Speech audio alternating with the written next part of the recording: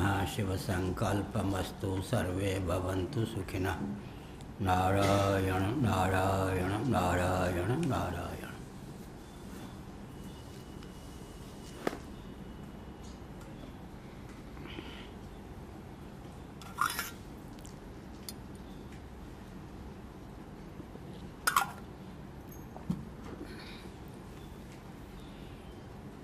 पृष्ठ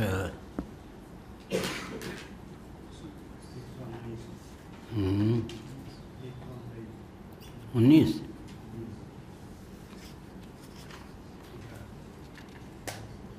क्या है? भाष्य है या मूल है? आनंदगिरी कौन 119 पे? अच्छा, उपास्यस्य नारायण नारायण नारायण।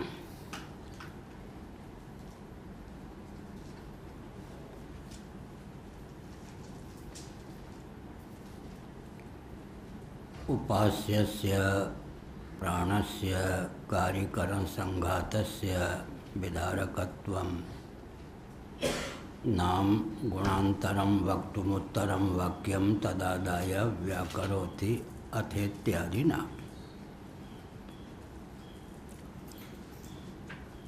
यहाँ प्राण उपास्य के रूप में प्राप्त है। मैं प्राणात्मा हूँ, इस प्रकार की अहमिति प्राणोपासना के लिए आवश्यक है।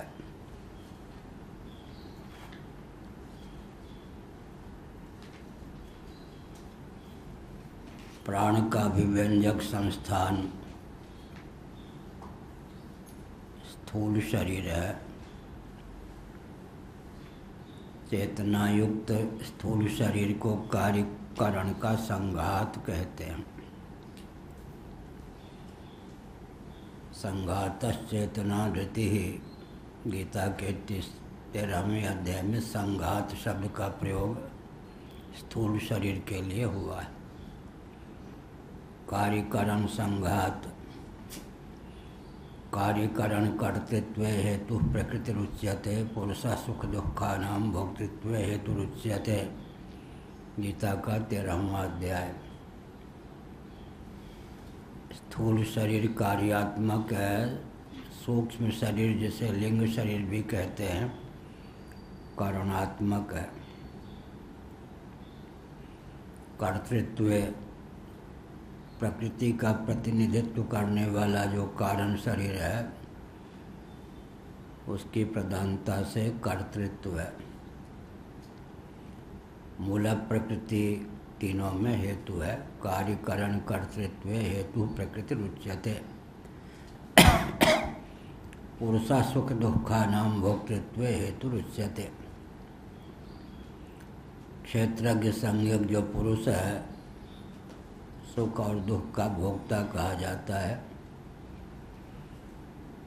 कर्म का पर्यवसान कभी सुख कभी दुख है।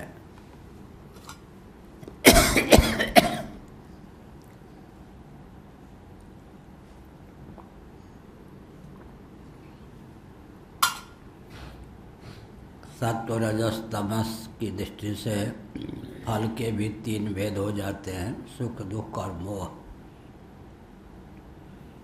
सत्वगुण की प्रधानता से सुख की प्राप्ति होती है, रजोगुण को लेकर दुख की प्राप्ति होती, तमोगुण को लेकर मोह की प्राप्ति होती है। सुख दुख मोहात्मक संसार है फल की दृष्टि से। क्रियाकारक फलात्मक जगत है ये भी कहते हैं, नाम रूप कर्मात्मक जगत है ये भी कहते हैं। भोक्ता और भोग्य भयात्मक जगत है यह भी कहते हैं। विवक्षावसात जगत को कई रूपों में उद्भाषित किया जाता है। उपास्यस्य प्राणस्य कार्यकरण संघातस्य विधारकत्वं नाम गुणान्तरं वक्तुम उत्तरम वाक्यम तदादाय व्याकरोति अथेत्यादिना। अथ आत्मने भाष्य की पंक्ति को समुद्रित किया।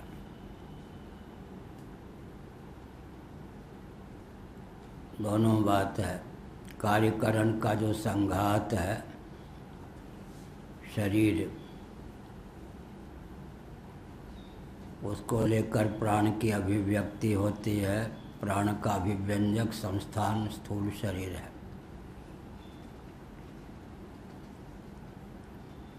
और स्थूल शरीर में जो स्फूर्ति है, जीवनी शक्ति है, वो प्राण निमित्तक है। स्थूल शरीर को प्राण की आवश्यकता है, प्राण को स्थूल शरीर की आवश्यकता है। अभिव्यंग्य को अभिव्यंजक की आवश्यकता होती है, अभिव्यंजक को अभिव्यंग्य की आवश्यकता होती है। इसलिए प्राण जो कुछ अन्न जल आदि का सेवन करता है, उससे उसका ही नहीं बल्कि उसके अभिव्यंजक संस्थान शरीर का भी पोषण होता है। प्राण अपने उपकारक का भी उपकारक सिद्ध होता है। यह व्यवहार की विधा है। जो हमारे लिए उपकारक हो उसके लिए हम भी उपकारक सिद्ध हों।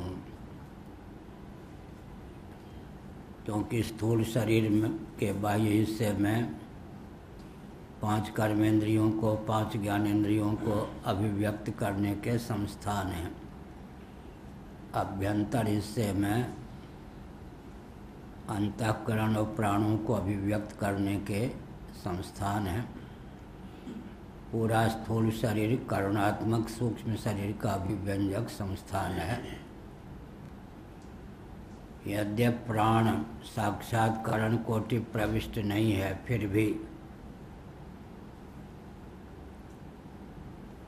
सूक्ष्म होने के कारण, ज्ञानेंद्रिय कर्मेंद्रिय अंतःकरण का उपोद्बलक होने के कारण मांडूक्य उपनिषद के अनुसार वो भी करण कोटि प्रविष्ट है। 19 मुखा, 19 मुख। कल हमने बताया मुख का अर्थ है उपलब्धि स्थान। मुख का अर्थ होता है उपलब्धि स्थान। कर्मेंद्रियां भी मुख हैं, ज्ञानेंद्रियां भी मुख हैं, अंतःकरण भी मुख है। मुख माने उपलब्धि स्थान। हमारे आपके 19 मुख होते हैं। 5 कर्मेंद्रिय, 5 ज्ञानेंद्रिय, अंतःकरण चतुष्टय, ये 14 साक्षात्करण है। उपोद्बलक होने के कारण 5 प्राण को भी मुख कोटि प्रविष्ट मान लेते हैं, तो 19 की सिद्धि हो जाती है। महात्मा लोग बहुत चतुर होते हैं। जो शिष्य नहीं होता उनके लिए क्या शब्द प्रयोग करते हैं मालूम है? शिष्य कोटि प्रविष्ट।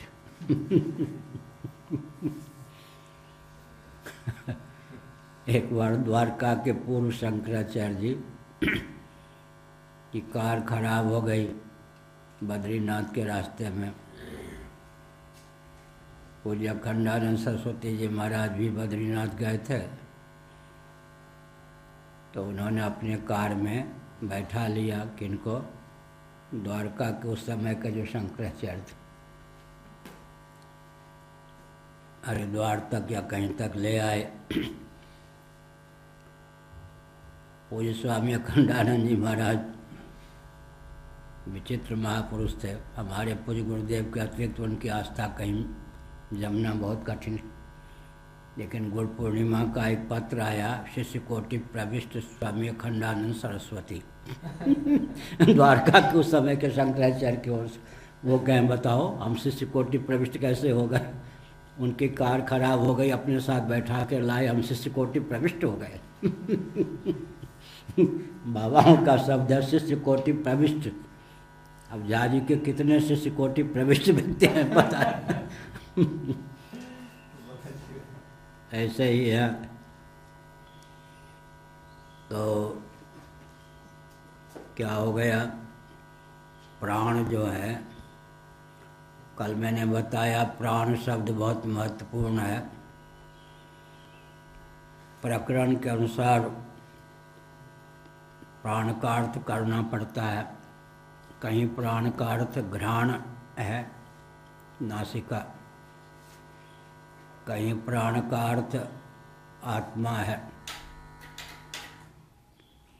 कहीं प्राण का अर्थ अव्याकृत होता है, कहीं प्राण का अर्थ कर्मेंद्रिय ज्ञानेंद्रिय अंतःकरण होता है, कहीं प्राण का अर्थ प्राणादि प्रभेद है, कहीं प्राण का अर्थ साक्षात प्राण ही होता है। अध्यात्म ग्रंथों में प्राण शब्द इतने अर्थों में प्रयुक्त हैं। इसलिए कहाँ प्राण का अर्थ क्या करना चाहिए, यह विवेक पढ़ने वाले पढ़ाने वाले दोनों को होना ही चाहिए।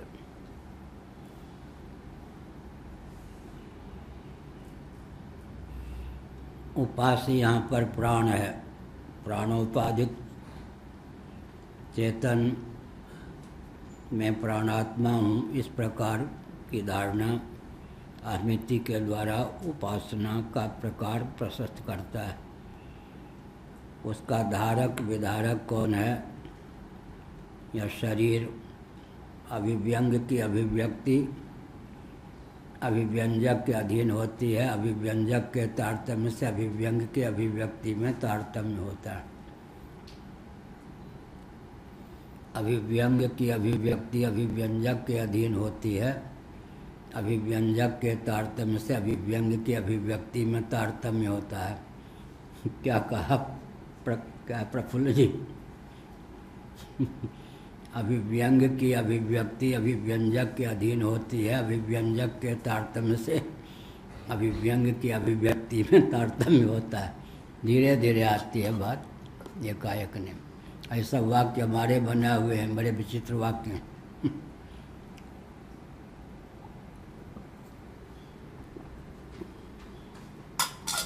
अभिव्यंग की अभिव्यक्ति अभिव्यंजक के अधीन होती है। अभिव्यंजक के तारतम्य से अभिव्यंग की अभिव्यक्ति में तारतम्य होता है। जैसे विद्युत की अभिव्यक्ति बल्ब और बादल के अधीन होती है। बल्ब और बादल के तारतम्य से विद्युत की अभिव्यक्ति में तारतम्य होता है। क्या हुआ प्रफुल्ल जी? अभिव्यंग की अभिव्यक्ति अभिव्यंजक के अधीन होती है। हाँ, यह ठीक। अभिव्यंग की अभिव्यक्ति से अभिव्यंजक में तारतम्य होता है। जैसे विद्युत की अभिव्यक्ति बल्ब और बादल के अधीन है। बल्ब और बादल के तारतम्य से विद्युत की अभिव्यक्ति में तारतम्य होता है। ठीक। सूक्ष्म शरीर है ना। जब हम लोग मच्छर थे तो अभी सूक्ष्म शरीर था या नहीं? कभी रहे होंगे मच्छर, कभी छिपकली रहे होंगे, कभी वृक्ष रहे होंगे, क्या नहीं रहे होंगे। अनादिकाल से कौन सा शरीर है जो नहीं प्राप्त हुआ होगा? तो सूक्ष्म शरीर तो वही है, लेकिन अभिव्यंजक संस्थान के योग से उसकी अभिव्यक्ति में तारतम्य है। मनुष्य शरीर की क्या विशेषता है? पंच ज्ञानेंद्रिय, पंच कर्मेंद्रिय, अंतःकरण चतुष्टय, पंच प्राण, समग्र सूक्ष्म शरीर को व्यक्त करने का संस्थान इसमें है या नहीं? बहुत से ऐसे प्राणी हैं जिनमें पूरे कर्मेंद्रियों को व्यक्त करने के भी संस्थान नहीं है, पूरे ज्ञानेंद्रियों को भी व्यक्त करने के संस्थान नहीं है, पूरे अंतःकरण को भी व्यक्त करने के संस्थान नहीं है। मनुष्य शरीर की विशेषता है कि पंच कर्मेंद्रिय, पंच ज्ञानेंद्रिय, पंच प्राण, अंतःकरण चतुष्टय, इन सब को व्यक्त करने का संस्थान इसमें सन्निहित है।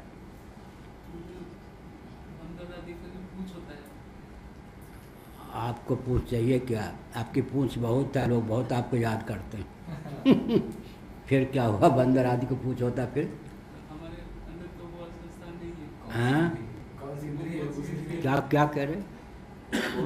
कोई इंद्री है क्या? पूछ भी कोई इंद्री विशेष है क्या? हाँ, जिसकी पूछ हो समाज में वो इंद्री विशेष ही है। व्यक्तित्व पूछ का अर्थ। वो पूंछ है, ठीक है। पूंछ इंद्रिय विशेष है क्या? उसका उत्तर क्या होगा? पूंछ अगर हट जाए तो बंदर के जीवन में क्या न्यूनता होगी, बताओ आप। रामायण में लिखा है बंदर को अपना पूंछ बहुत प्यारा होता है। हाँ, पूंछ, इसलिए आग लगा दो पूंछ में। हनुमान जी की पूंछ में इसलिए आग लगाया कि बंदर को पूंछ बहुत प्यारे। पूंछ न रहे तो बंदर के जीवन में क्या न्यूनता हो। हाँ, जब भागते इधर उधर जाते तो वो एक तरीके से उनको बैलेंस करने में काम आता है। संतुलन, हाँ, यहाँ बैलेंस, इधर उधर टर्न मारते हैं। संतुलन के लिए है ना पूंछ। ठीक, ठीक है, संतुलन के लिए पूंछ। गाय बैल के पूंछ हैं या नहीं? संतुलन के लिए, ठीक। मच्छर भगाने के भी काम मच्छर भगाने के काम आते आते हैं। हैं, ठीक। बढ़िया, मच्छर भगाने के लिए कौन सा कच्चा चाहिए? उनके हाथ तो ढंग से है ही नहीं। फिर बंदर के तो दो जो पाँव होते हैं उनकी बनावट ऐसी होती है कि वो हाथ का भी काम करते हैं। और जो बैल इत्यादि हैं उनके जो आगे के दो पाँव होते हैं उनमें वो क्षमता नहीं होती। बंदर के जो आगे के दो पाँव हैं वो हाथ का भी काम करते हैं। उनकी बनावट विचित्र है, नर के सन्निकट। अब ये सब बोलेंगे तो प्राणी विज्ञान अलग ही हो जाएगा। कार्यक्रम संघात प्राण का विधारक है, माने प्राण को प्रतिष्ठित करने में हेतु है। अब ये परस्पर क्या हुआ? उपकारक हो गए। शरीर को प्राण की अपेक्षा है, प्राण के बिना शरीर मुर्दा है। और प्राण की वो शरीर की अपेक्षा है क्योंकि शरीर के द्वारा ही प्राण की अभिव्यक्ति होती है। अभिव्यंग अभिव्यंजक भाव है, इसलिए प्राण ही भोक्ता है। प्राणोपाधिक चित धातु भोक्ता है। प्राण के द्वारा जो अन्न आदि का पोषण हो, सेवन होता है, वो प्राण क्या करता है? विभाग करके कर्मेंद्रियों को भी प्रदान करता है, ज्ञानेंद्रियों को भी प्रदान करता है, अंतःकरण को प्रदान करता है, स्थूल शरीर को भी। अपने जितने उपकारक या सहयोगी हैं यथा योग्य अन्न जल आदि का वितरण कर देता है न प्राण। कल भी मैंने कहा था, परसों भी, मुखिया मुखसो चाहिए खान पान को एक, पाले पोसे सकल अंग तुलसी सहित विवेक। विवेक, विवेक पूर्वक। इसका अर्थ अन्न जल का कौन सा स्थूल सूक्ष्म अति सूक्ष्म अंश किसको प्राप्त हो, ये विवेक की बात है। कल बताया, अन्न हम लोग सेवन करते हैं, अन्न का अत्यंत स्थूल भाग मल हो जाता है। शरीर को सबल बनाने में मल का भी उपयोग है या नहीं? पेचिश हो जाए तो इसलिए कुछ अंश मल का शरीर में रहता है, तब बलवान होता है व्यक्ति।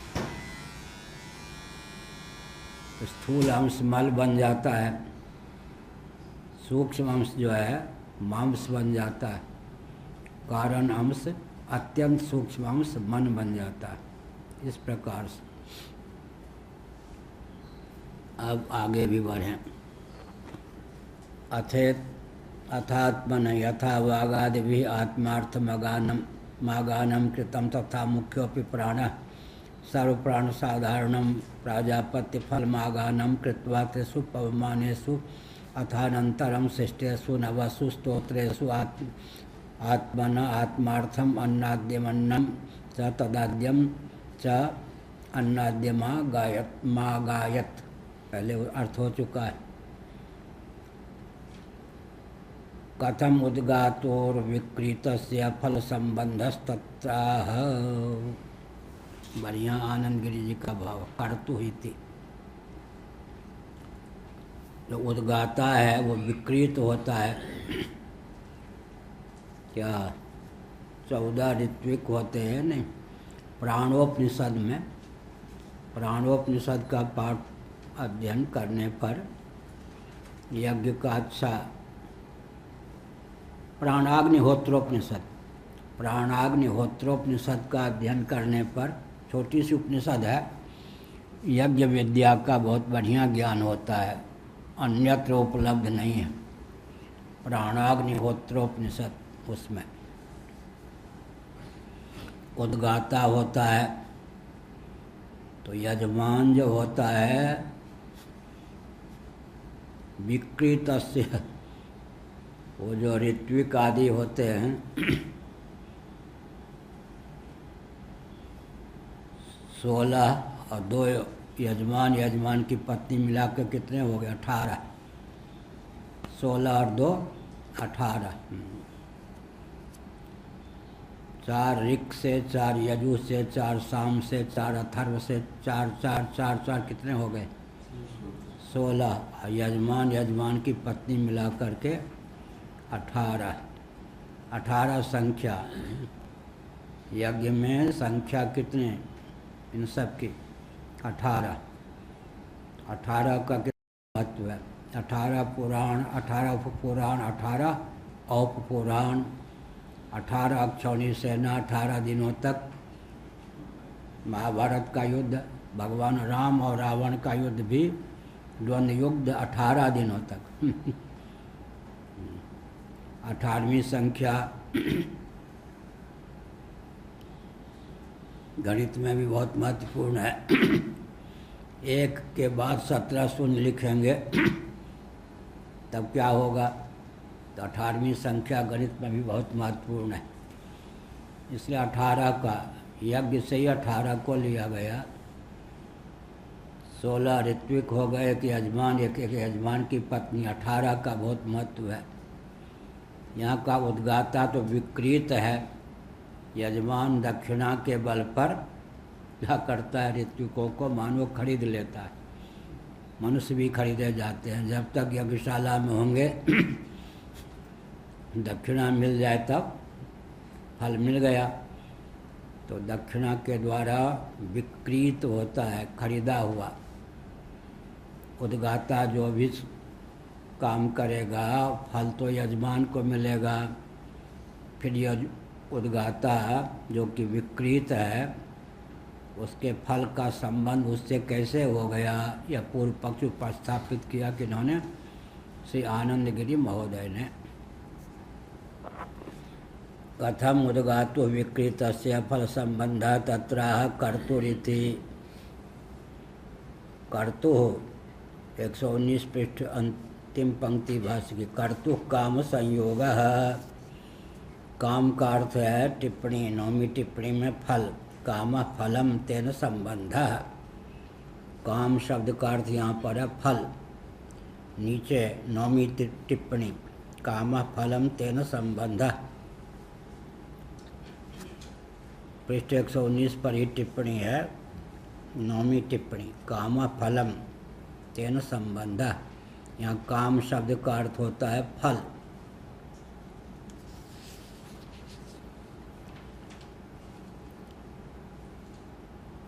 यह कहा उद्गाता तो विकृत है, यजमान ने उसको खरीद रखा है। कब तक के लिए? जब तक पूर्णाहुति न हो जाए तब तक के लिए। तो फिर उद्गाता के द्वारा जो कार्य का संपादन होगा या होता है, उसका फल उद्गाता को कैसे मिल सकता है? यजमान को ही मिल सकता है। तो कहते हैं वाचनिक फल, वचन को लेकर जो फल है वो उद्गाता को भी प्राप्त हो जाता है। कथम उद्गातुर्विकृतस्य फल संबंध तत्राह कर्तुरिति। कर्तु काम संयोग। जो कर्ता होता है उसको फल का संयोग प्राप्त होता है। कल मैंने बताया ना सुधाकर जी को लेकर,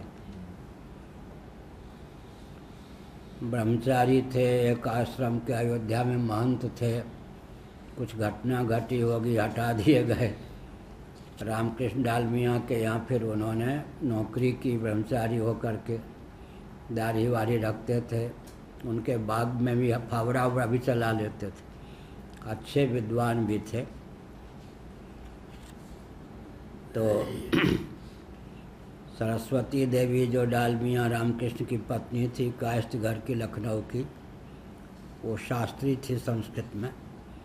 उसने पूछा, ब्रह्मचारी जी, आप जो अनुष्ठान करते हैं दक्षिणा के बल पर तो हम खरीद लेती हैं, आपको उससे क्या लाभ होता है? तो उन्होंने कहा, कल मैंने बताया था, मिट्टी के घड़े में रोज़ यहाँ तक कंठ तक पूरे तक गाय का घृत भर दिया जाए और रोज़ पकवान आदि बनाने में उपयोग कर लिया जाए तो मिट्टी का घड़ा फिर भी कुछ चिकना हो जाएगा, घी तो पी ही लेगा, उतना अंश मुझकर्ता को विकृत होने पर भी मिल ही जाता है। बहुत संतुष्ट हुए, अच्छा उत्तर था। फिर हमको बताया उन्होंने, आज तो हम परीक्षा में पास हो गए, ऐसा प्रश्न कर दिया। तो हमको बताया कि हमने ये उत्तर दिया, हम उन दिनों होंगे 20 साल के। अन्नागानम, यही ना?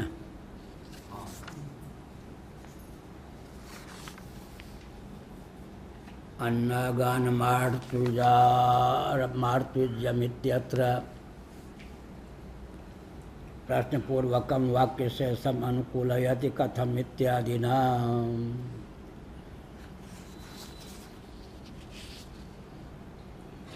अन्न का आगान किया अपने लिए भी, तब वो प्रश्न उठता है, यही था ना पाठ? कहाँ था ये? आनंदगिरी हम पर आ गए हम क्या? आनंदगिरी चल रहे हैं, तब ठीक है। अन्नागानम 11वीं टिप्पणी। न केवलम प्रजापति शरीरे प्राणस्य अन्न स्वीकारम श्रुतिरेव मानम किंतु तत्कार्यभूत प्राणे स्वन्न स्वीकार दर्शनात् कारणेऽपि तदन्वेयम् कारणानुसारित्वात् कार्यस्य इत्यभिप्रायेण भाष्यमवतारयति अन्नागानम् इति।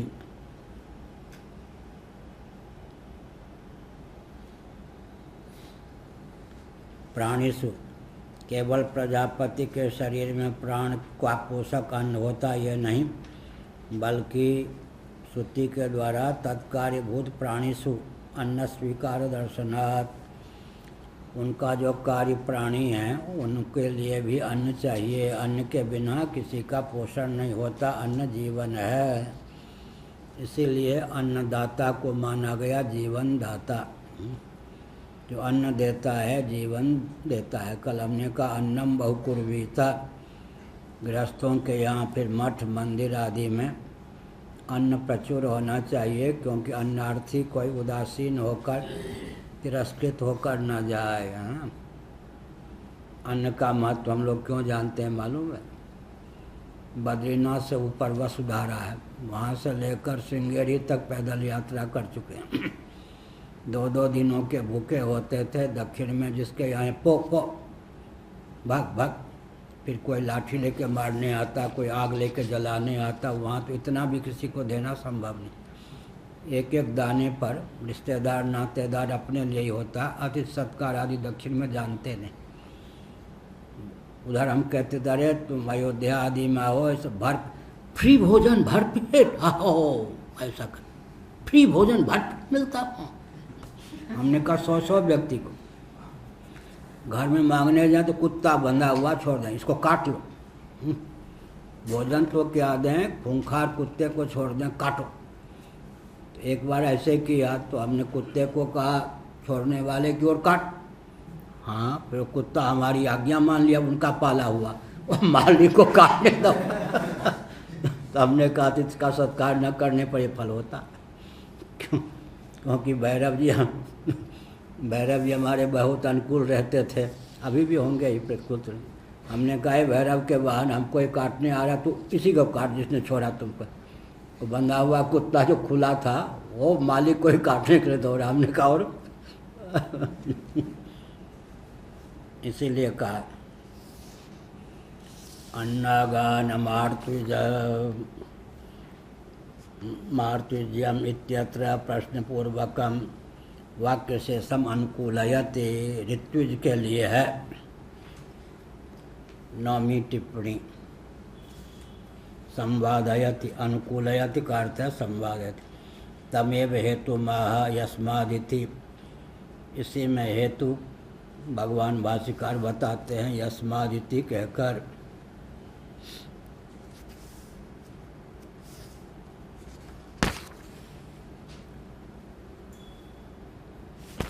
आगे प्राणे नैव तत् अद्यता इति संबंधः। प्राण के द्वारा ही खाया जाता है। खाने वाला कौन है? प्राण। प्राण ही खाता है, प्राण ही पीता है।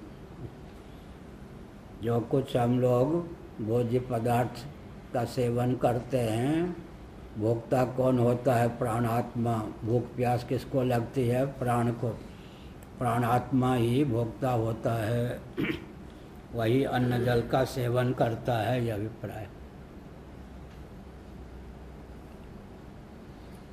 प्राणेनैव तत् अद्यता इति संबंधः। जो कुछ खाया पिया जाता है और प्राण के द्वारा ही उसका सेवन होता है, प्राण उससे परिपुष्ट होता है। लेकिन आगे आएगा कि प्राण अपने अभिव्यंजक संस्थान शरीर को भी अन्न में भागीदार हिस्सेदार बना लेता है। इसका अर्थ, और जब कर्मेंद्रियां ज्ञानेंद्रियां चिल्लाने लगती हैं, हाय हमारे लिए तो कुछ नहीं, ये मस्त मौला स्वयं खा गया, आगे आएगा तो प्राण क्या कहता है? मैं तो खा गया, तुम हमारे साथ मिल जाओ, तुम्हारा भी पोषण हो जाएगा। प्राणात्म भाव भावित होने पर कर्मेंद्रिय ज्ञानेंद्रियों को, अंतःकरण को भी पोषण प्राप्त होता है। और अभिव्यंजक संस्थान जो स्थूल शरीर है, उसको भी पोषण प्राप्त होता है। इसका अर्थ क्या हुआ? सफल नेता वो होता है जो कुछ सेवन करे उसमें परिकर आदि को भी परिपुष्ट करने की क्षमता हो। और जिन जिन के कारण वह पोषित होता है उन सबको भी पुष्ट करने की क्षमता। अभिव्यंजक संस्थान और सहयोगी इन सबको पुष्ट करता है, जो वही वास्तव में सुरक्षित रहता है। यस्मादित्यस्य तस्मादित्यादि भाष्येण अन्वयः।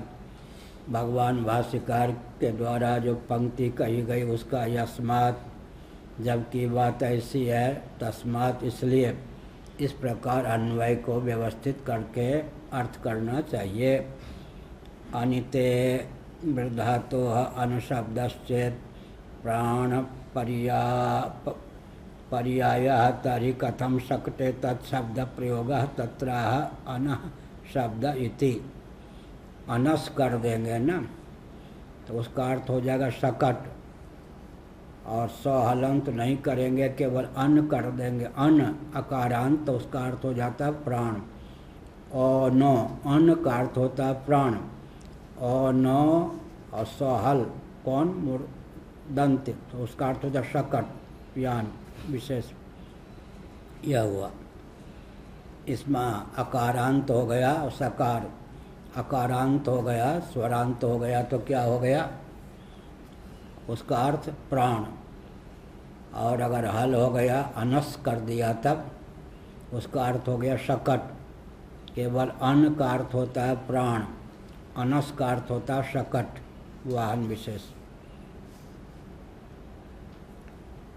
अनितेर्धातो अनशब्दश्चेत् प्राण पर्यायः, वही तर्हि कथं शक्ते तत्शब्द प्रयोगः। सहल कर दिया अनस, तब शकट परक हो गया। सहल नहीं किया, अन ही रहने दिया, कारांत हो गया, प्राण परक अर्थ। इतस्य प्राणस्य स्वार्थमन्नागानम युक्तम। प्राण ने अपने लिए अन्नागान किया, अन्न का आवाहन किया, इसलिए भी युक्त है। किंच इति, किंच से भाष्यकार भगवान ने दिखाया। इसका किंच 1 2 3 4 भाष्य की किंच न केवलम प्राणेन अद्यत एव अन्नाद्यम तस्मात् शरीराकार परिणतेन्नाद्य इह प्रतिष्ठति प्राणस् तस्मात् प्राणेन आत्मनः प्रतिष्ठार्थमागीतम अन्नाद्यम। केवल प्राण जो अन्न जल आदि का सेवन करता है उससे वह स्वयं ही परिपुष्ट नहीं होता, बल्कि उसका अभिव्यंजक संस्थान जो शरीर है वह भी उस अन्न से परिपुष्ट होता है, यह अभिप्राय है। और जो सहचर हैं कर्मेंद्रिय ज्ञानेंद्रिय अंतःकरण प्राण स्वयं पा करके भी उन सबको आत्मसात करके क्या करता है, परिपुष्ट कर देता है। कर्मेंद्रियाँ भी पुष्ट हो जाती हैं, ज्ञानेंद्रियाँ भी पुष्ट हो जाती हैं, अंतःकरण भी पुष्ट हो जाता है। ये सब हो गए सहयोगी। और अभिव्यंजक संस्थान शरीर भी पुष्ट होता है, स्वयं पा लेता है, लेकिन उसका पाया हुआ अन्यों को भी वितरित हो जाता है, सबके पास यथा योग्य पहुँच जाता है। क्या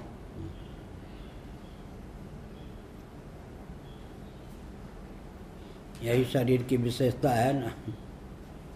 अन्न जल आदि का सेवन कर लिया, अब हम थोड़े विभाग करते हैं, कितना हिस्सा कर्मेंद्रियों को जाए, कितना हिस्सा ज्ञानेंद्रियों को जाए, कितना हिस्सा अंतःकरण को जाए और कितना हिस्सा स्थूल शरीर को जाए, मोटा भाग किसको जाए, पतला भाग किसको जाए, अति पतला भाग किसको जाए। ये भगवान के द्वारा निसर्ग सिद्ध विभाजन है या नहीं? बहुत बढ़िया। स्थूल भाग कहाँ चला जाए, सूक्ष्म भाग कहाँ चला जाए, अति सूक्ष्म भाग कहाँ चला जाए, कितना हिस्सा मल बन जाए, कितना हिस्सा मांस बन जाए, कितना हिस्सा मन बन जाए, कितना हिस्सा मूत्र बन जाए, कितना हिस्सा अस्थि बन जाए, ये सब, कितना हिस्सा प्राण बन जाए, ये सब भगवान के द्वारा संचालित है। त्रिविधकरण अपने आप होता रहता है, और जिससे जितना जो अंश परिपुष्ट होना चाहिए यह। तो क्या ऐसा हो सकता है कि मृत्यु के बाद ये शरीर छूट जाए और दूसरा कोई शरीर नहीं मिले और मुक्ति भी नहीं हो, तो ये बीच की जो अवस्था है ऐसा हो सकता है? अच्छा, क्या कहा? यह शरीर छूट गया और दूसरा शरीर मिला नहीं है, तो क्या स्थिति है? 2-3 दिन पहले हमने कहा था मृत्यु का विज्ञान एक ऐसा विज्ञान है, सुसुप्ति के विज्ञान से भी गंभीर विज्ञान किसका है? मृत्यु का। गाढ़ी नींद का नाम है सुसुप्ति। जब हमको आपको सुसुप्ति आती है तब स्वाभाविक रूप से सद्भावापन्न होकर शेष रहते हैं। और मृत्यु का विज्ञान उससे भी बहुत सूक्ष्म है। जब कोई व्यक्ति देहत्याग करता है, इस पर बहुत पहले पाठ में हमने कहा होगा, 1-2 साल पहले, मृत्यु का विज्ञान इतना प्रशस्त विज्ञान है कि मरने के बाद, माने देहत्याग के बाद, हर जीव भगवान को ही प्राप्त होता है। लेकिन वासना की प्रगल्भता से भगवत प्राप्ति के बाद भी उचट आता है, सदा तद्भाव भाविता भगवान। लेकिन जो भगवान में महत्व बुद्धि लेकर ही क्या करता है, देहत्याग करता है, भगवान विलीन होने के बाद वहाँ से खिसकता नहीं। जैसे बंदर आदि, लंगूर आदि वृक्ष की शाखा से चिपके रहते हैं, बैठे रहते हैं। अगर कोई शेर दहाड़ता हुआ निकल जाए तो बेचारे पके हुए आम के समान टपक पड़ते हैं। ऐसे ही जो अकृतार्थ होकर मुझ में विलीन हुए, वे सब अकृतार्थ प्राणी अपने शुभ अशुभ कर्मों के फलस्वरूप मुझसे वियुक्त हो जाएं। ऐसा संकल्प अंतर्यामी परमात्मा का होता है। वो फिर मृत्यु के बाद हर प्राणी सद्रूप होकर ही शेष रहता है, लेकिन वासना की प्रगल्भता से फिर अपनी योग्यता के अनुसार उत्तर शरीर को प्राप्त होता है। बंदर, भालू, कुत्ता देवता गंधर्व इत्यादि जो शरीर जिसको मिलना है, वृक्ष सर्प बिच्छू ये सब।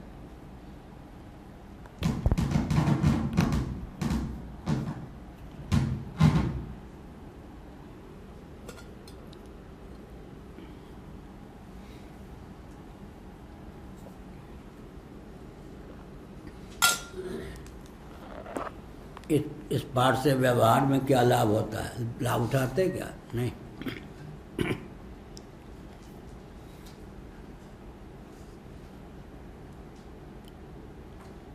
प्राणेन वागादिवत् आत्मार्थमन्नमागाति मागितं चेत् तर्हि तस्यापि पापं वेदः स्यात् इत्याशंक्यः यद्यपि इति। ये जो इंद्रियों ने विषयों का सेवन किया, पाप से मृत्यु से वो विद्ध हो गई, तो प्राण क्यों नहीं पाप से विद्ध होता? बहुत बढ़िया। पूर्व पक्ष है यह। अविद्या अहंकार आसक्ति बंधन में कितने हेतु हैं? कहो प्रशांत जी। प्रशांत नाम है, प्रफुल्ल। बंधन में हेतु कितने हैं?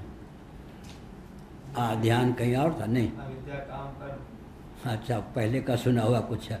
अभी हमने क्या कहा? अविद्या अहमिति माने अहंकार और आसक्ति। ठीक।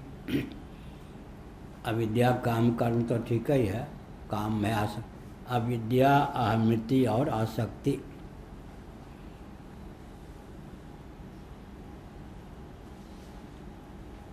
तब प्राण जो इंद्रियां हैं, जैसे वाक के द्वारा शब्द का उच्चारण होता है, रसन के द्वारा रसनेन्द्रिय के द्वारा स्पर्श ये रस का ग्रहण होता है, नासिका के द्वारा गंध का। ये जो इंद्रियां हैं ये क्या करती हैं? एक एक इंद्रिय क्या करती है? अपने विषय में समासक्त हो जाती है। लेकिन प्राण सब कुछ खाता पीता है, परंतु अपने खाद्य पदार्थ में पेय पदार्थ समासक्त नहीं होता। इतना अंतर है।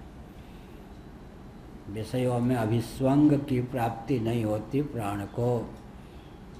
सब कुछ खा लेता है, पी लेता है, फिर भी मस्त मौला क्या आमिति और आसक्ति से युक्त नहीं होता। अविद्या के फलस्वरूप जो अहमिति आसक्ति होती है, उससे अछूता रहकर प्राण खाता है पीता है, लेकिन बंधन को प्राप्त नहीं होता। सब कुछ खा लेने पर पी लेने पर भी कोई बंधन को प्राप्त नहीं हो सकता, और इतना सा खा लेने पर, इतना सा पी लेने पर भी बंधन को प्राप्त हो सकता है। अहमिति और आसक्ति, अविद्या मूलक अहमिति और आसक्ति बंधन में हेतु है। यह का प्राण को पाप, मृत्यु, विषयासक्ति, विषयों में अभिस्वंग, तादात्म्यापत्ति रूप मृत्यु की प्राप्ति नहीं होती। भोक्ता होने पर भी इंद्रियों के समान, अंतःकरण के समान प्राण लिप्त नहीं होता। यह अभिप्राय।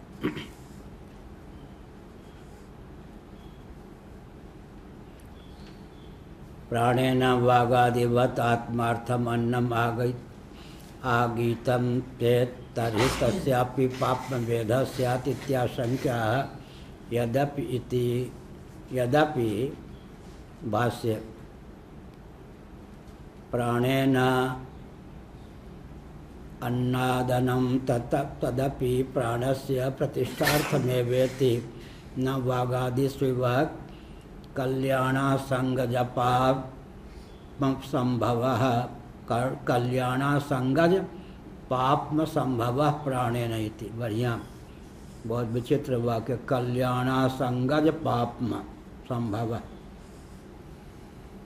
कल्याणासंग, कल्याण के प्रति आसंग माने क्या हुआ? उत्कर्ष। कल्याण में जो आसक्ति है मेरा उत्कर्ष हो, इस प्रकार की जो आसक्ति है, इस प्रकार का जो अभिनिवेश है, यह पाप हो जाता है। बड़ी विकट बात। किसी का उत्कर्ष हो यही नहीं, कल्याणा संगज पाप संभव न। कल्याण में, श्रेय में, उत्कर्ष में जो आसक्ति है, वो आसक्ति ही पाप में हेतु है। ये उत्कर्ष की जो भावना होती है, ये भी एक पाप है, उससे भी व्यक्ति दब जाता। किसी का उत्कर्ष न करे, लेकिन उत्कर्ष में अभिस्वंग जो होगा वो अभी निबंधन में हेतु होगा। कितना सूक्ष्म है बंधन का। ये सब पढ़ने पर जीवन उत्कृष्ट होना चाहिए। कब होगा? इसको जीवन में ढालेंगे तब।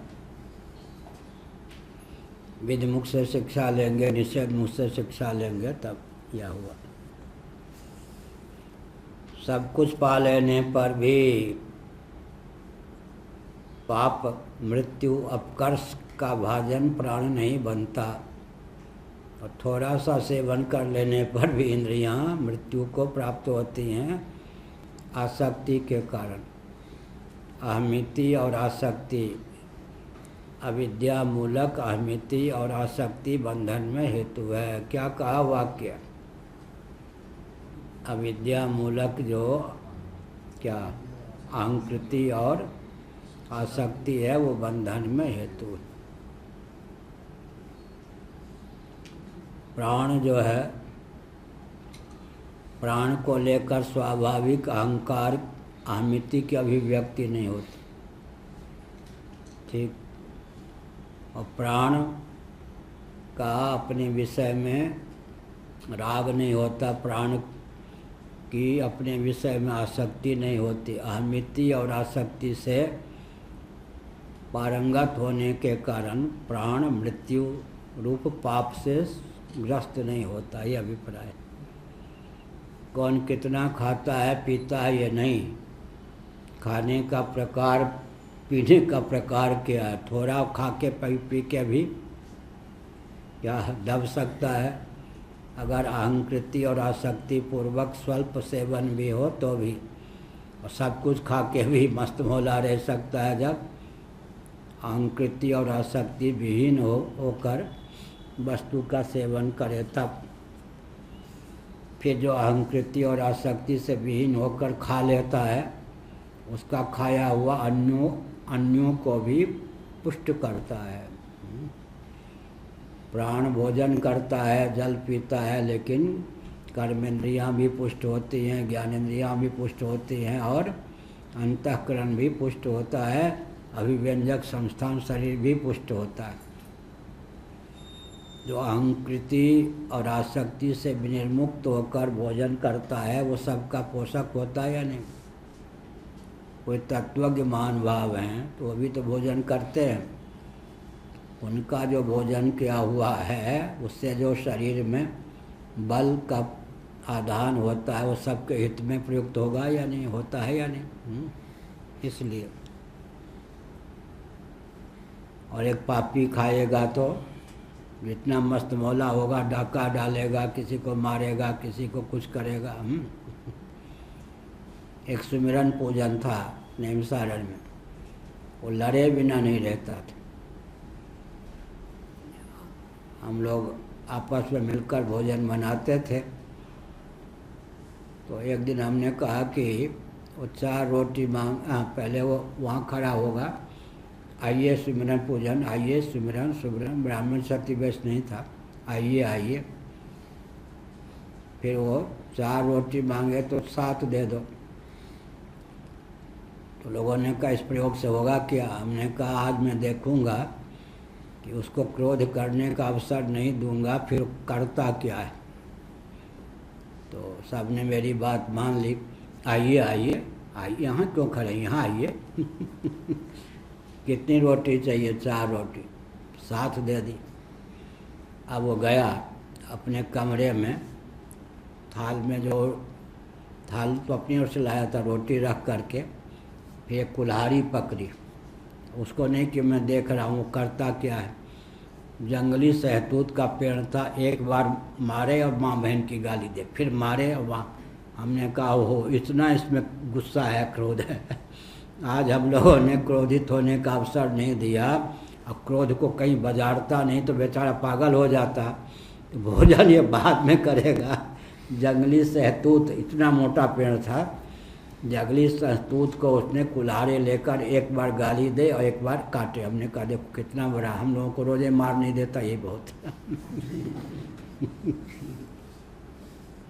यही है, दुष्ट व्यक्ति जो भोजन वोजन करेगा उसका उपयोग कहाँ करेगा, और कुछ नहीं मिलेगा। सहतूत का पेड़ ही काट देगा, जंगले खा जाएगा, आग लगा देगा।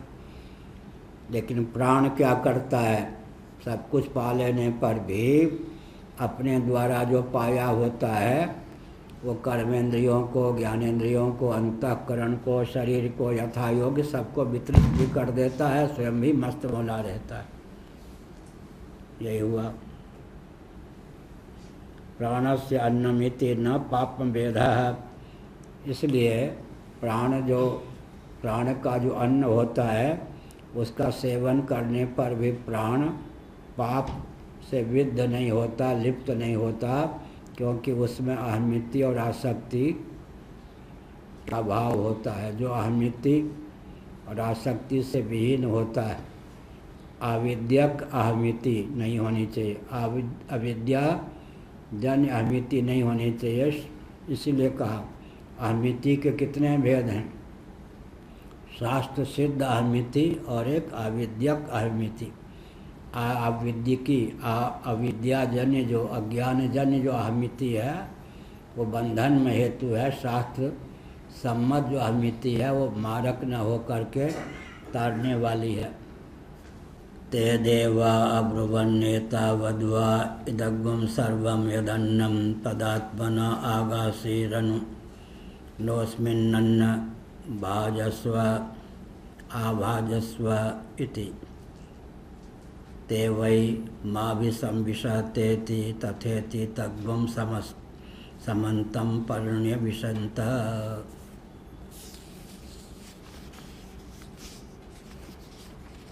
तस्माद्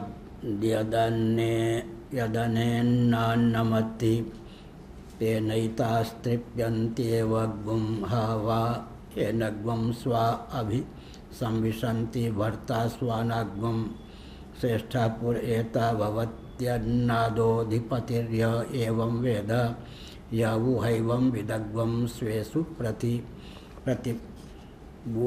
प्रतिर्बुभूषति न हैवालं भार्येभ्यो भवत्यथ य एवैतत्तम् अनुभवति यो वैतमनु भार्यान् बुभुर्षति स हैवालं भार्येभ्यो भवति। नारायण 18।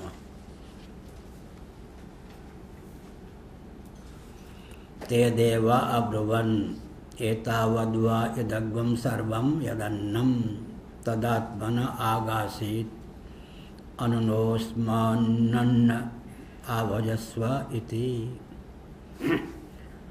वागादि देवगण बोले, ज्योतनशील होने के कारण, विषय उद्भाषण में समर्थ होने के कारण इंद्रियों को भी देवता कहा गया है। यह अभिप्राय।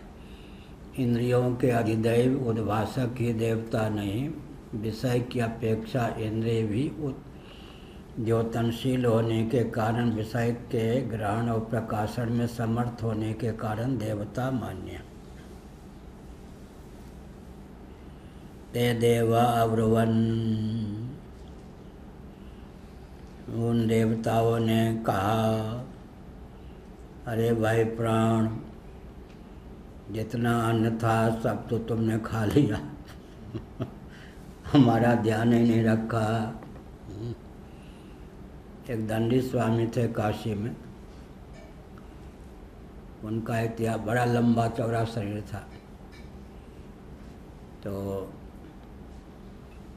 गरीब घर के थे, देने के पहले की बात है, कम से कम वो 5 किलो भोजन पा सकते थे, इतनी भूख लगती थी। किसी तरह से 1 किलो मानो अन्न का भोजन बना होगा। 1-2 बेटा, 1-2 बेटी, पत्नी। वो फिर चौके में घुस गए। जब पत्नी इधर उधर काम कर रही थी, जितना भोजन था सब पा लिया। पत्नी आई, उसने कहा हमको मरने देते भूखे, बच्चों का तो कम से कम ध्यान रखते, तुम थोड़ा पाते, सब खा लिया, बच्चे तुम्हारे नाम पे भूखे मरेंगे।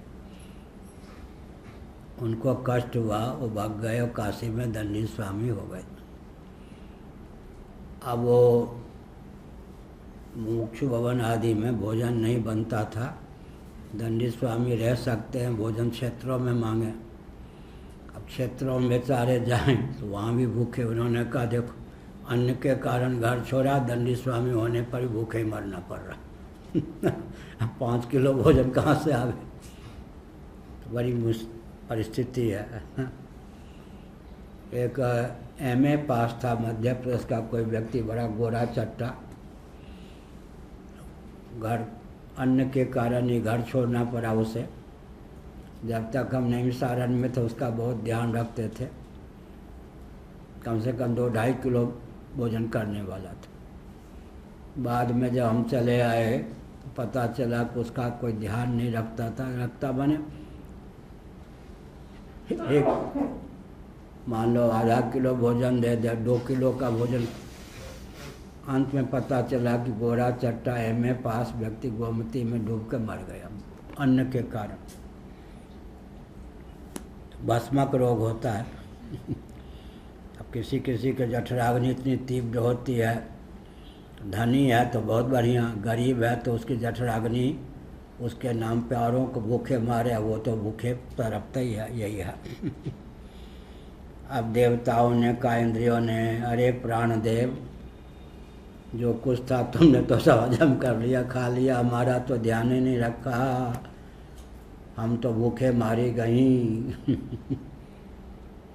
ते देवा ब्रुवन एतावद्वा इदग्गुम सर्वम यदन्नम। राम भरोसे की पत्नी थी ना, एक बार मुरियावा के यहाँ तो पंक्ति में बैठने का नियम नहीं, वो गई, तब तक रोटियां बढ़ चुकी थी। वो आ रही थी तो उसको नहीं मालूम, मैं ऊपर दैवयोग से सुन रहा हूँ, मारी गई भूखे, आज तो मारी गई, बिल्कुल कुछ नहीं, सब बट गया भोजन। ऐसे इंद्रियों ने कहा, ते देवा ब्रुवन एतावद्वा इदग्गुम सर्वम यदन्नम तदात्मन आगासी। अरे भाई, हम लोगों का बिल्कुल नहीं ध्यान रखा, जितना अन्न था सब तुमने खा लिया, अब हम मारी गई भूखे। या हम मारे गए भूखे। अनुनोस्मिन्न आभजस्व। अरे क्यों चिंता करते हो? उसने कहा कि जो तुम अन्न पाया हमको भी भागीदार बनाओ, साझेदार बनाओ भाई। जितना अन्न था तब तो तुमने खा लिया। प्राण ने क्या कहा, ते वही माँ भी संविशते थी। अरे हमें आकर के विलीन हो जाओ, एकीभूत हो जाओ, हमारा खाया पिया तुमको भी लग जाएगा। तथेति। अच्छा भाई ठीक है। तग्वम समन्तम परिण्य विशंत। वे सब के सब मिलकर के देवता की बात सुन करके भूख से व्याकुल थीं, उनमें जाकर समाहित हो गईं। उनमें जाकर समाहित होने पर क्या हुआ, जो प्राण को पोषण प्राप्त हुआ था, वो पोषण में वो भी साझीदार हो गई, उनका भी पोषण हो गया। प्राण भावापन्न होकर इंद्रियां भी परिपुष्ट होती हैं। प्राण का खाया पिया जो है इंद्रियों को तादात्म्य पत्ति के बल पर स्वतः प्राप्त होता है, ये अभिप्राय।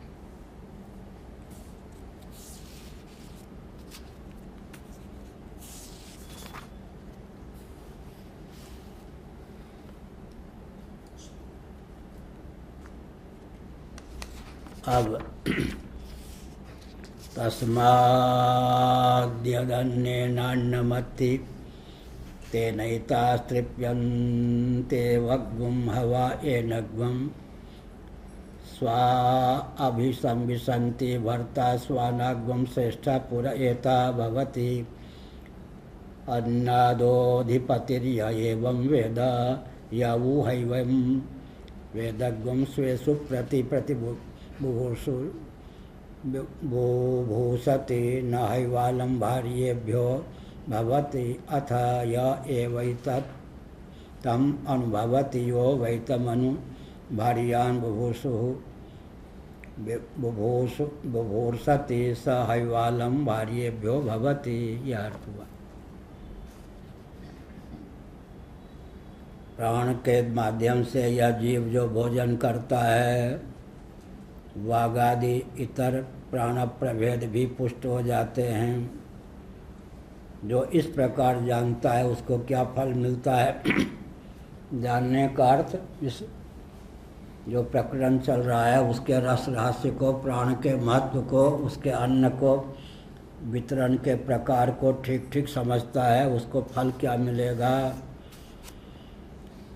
छांदोग्य उपनिषद पढ़ाते समय भी हमने कहा था ये जो विद्या है ये योगक्षेम भी वहन करती है। तो ऋषि मुनि जो होते थे, मैं तो रोज़ ही सोचता हूँ, वो तो पढ़ने पढ़ाने अनुसंधान करने में लगे रहते थे तो बेचारे भूखे मरते। वो विद्या ही उनको योगक्षेम वहन कर देती थी। ये जो विद्या है, ऐसा विद्वान भूखे मरेगा ये नहीं, नौकरी चाकरी न करे, इस विद्या का जो फल है अवान्तर फल, गौण फल, उसके प्रभाव से कुल कुटुंब सहित उसका पोषण हुए बिना नहीं रहेगा। यहाँ भी कहा।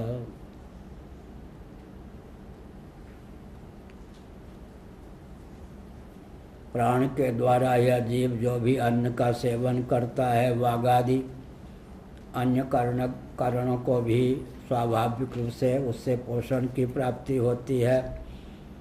अब ये कहा, इस प्रकार जो जानता है, इस तथ्य को जो समझ लेता है, उसका आश्रय संबंधी, माने उसका जो आश्रय लेता है उसका भी योगक्षेम वहन होता है। वो प्राण आत्मा ही हो जाता है। उसका जो आश्रय लेता है उसको भी अन्न जल की प्राप्ति होती है। उसके स्वजनों को भी परिपुष्टि प्राप्त होती है। वो भूखे क्यों मरेगा? यह हुआ। और क्या वो नेता होता है? इस तथ्य को जानने वाला चुनाव लड़े या न लड़े, क्या दंड फन करे या न करे, लाठी गोली रखने की जरूरत नहीं।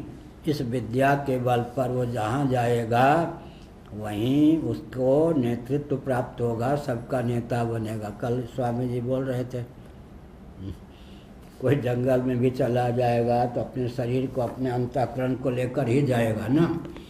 तो जहाँ जाएगा वहाँ क्या होगा? चीटी उटी है क्या? वो जो विद्या है, उस विद्या के द्वारा तो इसका अंश वो लगता होगा। कुछ पीठ में कुछ है क्या? नहीं, ये लगता है इधर है, चीटी उटी नहीं,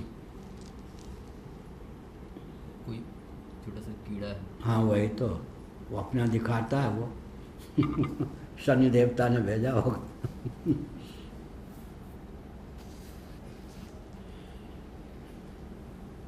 तो वो इस विद्या को जो आत्मसात करता है, वह जहाँ भी रहता है स्वाभाविक रूप से नेतृत्व उसके जीवन में आता है। प्राण के समान आश्रित व्यक्ति परिपुष्ट रहते हैं, न वो भूखे मरता, न उसके समाश्रित व्यक्ति भूखे रहते हैं। और आगे क्या कहा? लेकिन ऐसे व्यक्ति का कोई विरोधी होता है तो भूखे रहता है, उसके समाश्रित जितने होते हैं सब भूखे मरते हैं। जितू पप्पू ध्यान दो फिर मनोज में कुछ हम लोगों को अलग से करना नहीं पड़ता, ये विद्या के द्वारा संरक्षित रहते हैं। जो अज्ञ होते हैं, मूर्ख होते हैं, असुर ढंग के होते हैं, वो समझते हैं हमें क्या लाभ है, कोई वेतन भोगी तो हम हैं नहीं। वो नहीं समझते कि ऐसे व्यक्ति जो संस्थान से दूर हो गए वो तुम्हारे लिए मारन मोहन उच्चाटन कोई प्रयोग नहीं करेगा। उसकी जो विद्या है और उसका जो व्यक्तित्व है उससे दूर हो जाने के कारण भूखे रहोगे। तुम्हारे आश्रित जो रहेंगे सब अन्न के लिए मुहताज रहेंगे, अपने आप साफ लग जाएगा। क्या यही कहा? संबंधियों में, संबद्ध व्यक्तियों में जो इस उपासक के प्रति, प्राणोपासक के प्रति विरुद्ध होता है, वह अपने आश्रितों का भरण पोषण करने में कतई समर्थ नहीं होता। महानंद जी कतई बोलते, बिल्कुल समर्थ नहीं होता। और जो इस प्रकार के उपासक ज्ञाता के अनुकूल होता है वो अपना भरण पोषण तो करता ही है, उसके समाश्रित व्यक्ति को भी भरण पोषण की क्षमता उसमें आती है। आगे क्या कहा? भार्येभ्यो भवति, निसंदेह शरणागतों के भरण पोषण में भी वह क्या होता? समर्थ होता है, अक्षम नहीं होता। बहुत ऊंची बात हुई ना। इस प्रकार की विद्या से, उपासना से संपन्न व्यक्ति तो हृष्ट पुष्ट रहता ही है, उसे भोग्य पदार्थ मिलते ही हैं।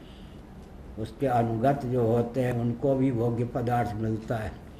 और ऐसे विद्वान या उपासक से कोई विरोध करता है तो वो भी अन्न के अभाव में, सुविधा के अभाव में, सामग्री के अभाव में कष्ट पाता है।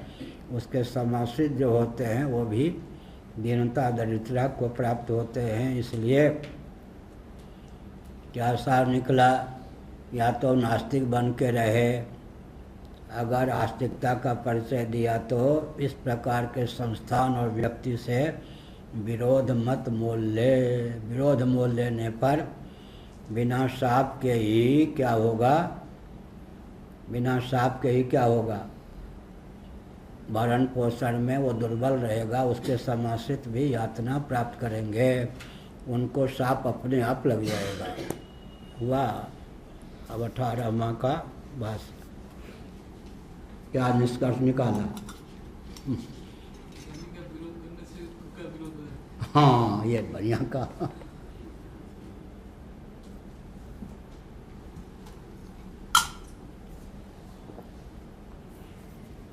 ये विद्या उपासना ही व्यक्ति की रक्षा करती है, योगक्षम बन करती है। और ऐसे विद्वान लिखा है कि वो जहाँ जाएगा नायक बन के ही रहेगा, कोई तोड़ फोड़ वोटिंग की जरूरत नहीं। इस विद्या जैसे प्राण नायक ही रहता है, इस विद्या के बल पर वो जहाँ जाएगा वहीं नायक होके रहेगा। और लायक सिद्ध होगा, सब लायक। उसके अनुगत का भी भरण पोषण होगा। और कोई लाग डांट रखेगा वो भी अन्न जल को लेकर दीनता दरिद्रता को प्राप्त होगा। उसके समाश्रित व्यक्ति भी दुखी ही रहेंगे। शाप देने की पृथक से आवश्यकता ही नहीं, अपने द्वारा ही शापित हो जाता है विद्वान के अनादर या विद्वान से बिछुड़ने के कारण। ते देवा, यही ना? ननु अवधारणमयुक्तम प्राणेनैव तद्यद्यत इति। अवधारणार्थक एवकार है। ये क्यों कहा प्राणेनैव? प्राणेन एव क्यों कहा अवधारणार्थक? प्राण के द्वारा ही खाया जाता है, पिया जाता है। हम तो देखते हैं कि इंद्रियों को भी पर्याप्त पोषण मिलता ही है, इंद्रियां भी भोक्तृत्व से संपन्न होती ही हैं। प्राण के द्वारा ही अवधारणार्थक एव का प्रयोग क्यों किया गया? या इसका उत्तर है ये भ्रम ही है। वास्तव में प्राण ही या प्राणात्मा ही या प्राण के द्वार से जीव ही भोक्ता होता है। लेकिन द्वार ऐसा दिव्य है कि प्राण के द्वारा जो भी सेवन किया जाता है वो सबको स्वाभाविक रूप से प्राप्त हो जाता है। प्राणाभिव्यंजक और प्राण के सहयोगी कर्मेंद्रियां, ज्ञानेंद्रियां, अंतःकरण और शरीर को भी प्राण के द्वारा जो सेवन किया जाता है उसका भाग उचित रूप से प्राप्त होता ही है। प्राण अपने अभिव्यंजक संस्थान शरीर और अपने सहयोगी सगे संबंधी ज्ञानेंद्रिय, कर्मेंद्रिय, अंतःकरण का पोषण करता ही है।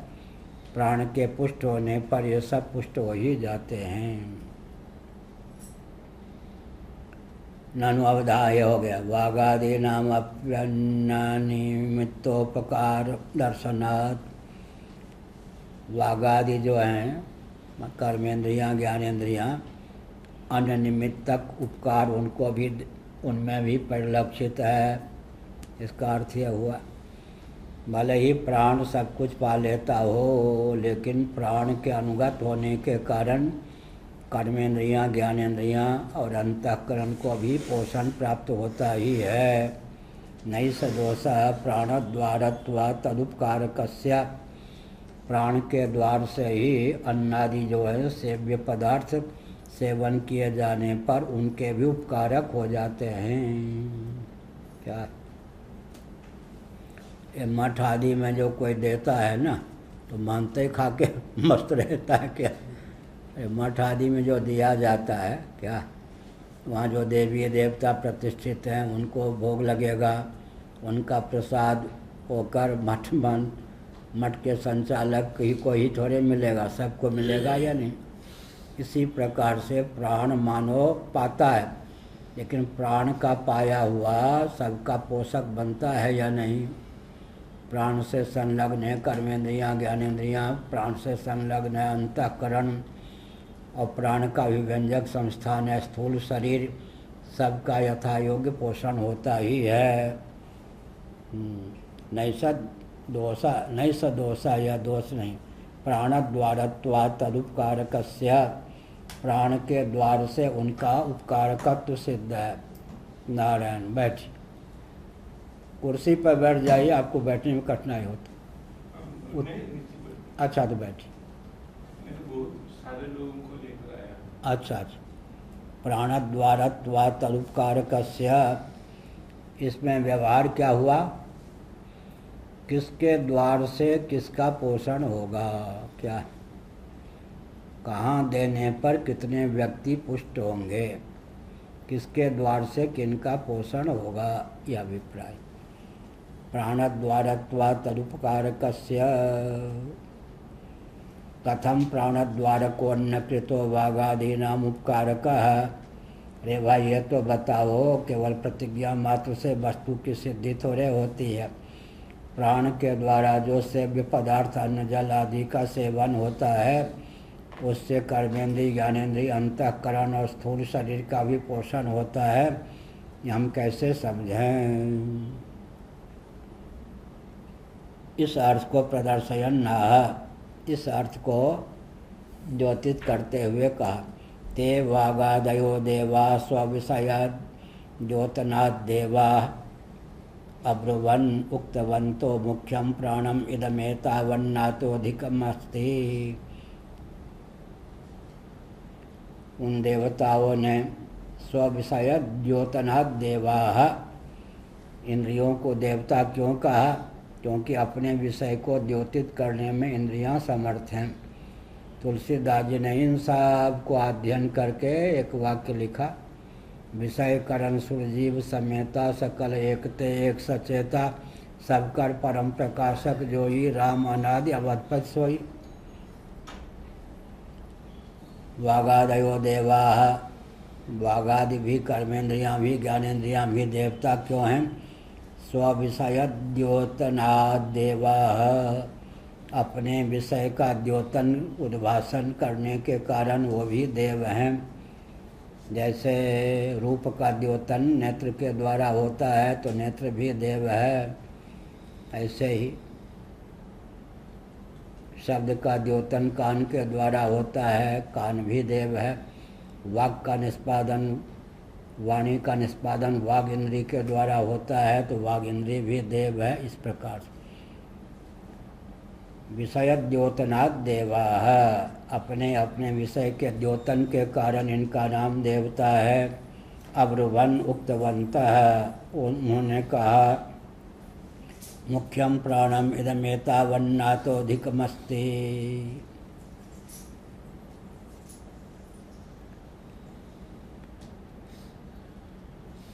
उसने कहा यह जो सब कुछ है वह इतना ही है जिसको तुमने खा लिया। जितना था सब तो तुमने खा लिया। हाय हम तो मारे गए, हम मारी गई। ऐसे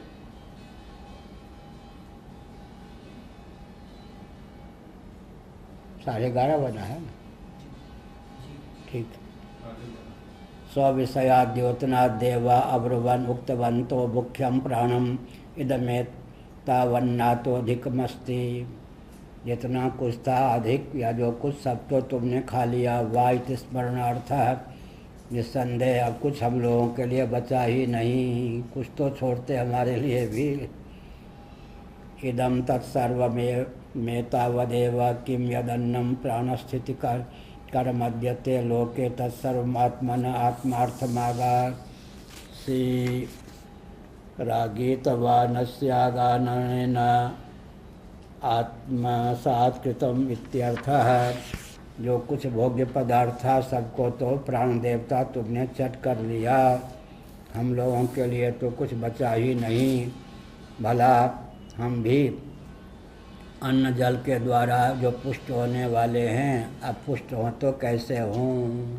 हमारे लिए कुछ सोचा ही नहीं, ध्यान ही नहीं दिया, छोड़ा ही नहीं। होगा तो क्या होगा, हमें भी तो जीवित रहने के लिए अन्न जल चाहिए इस प्रकार का।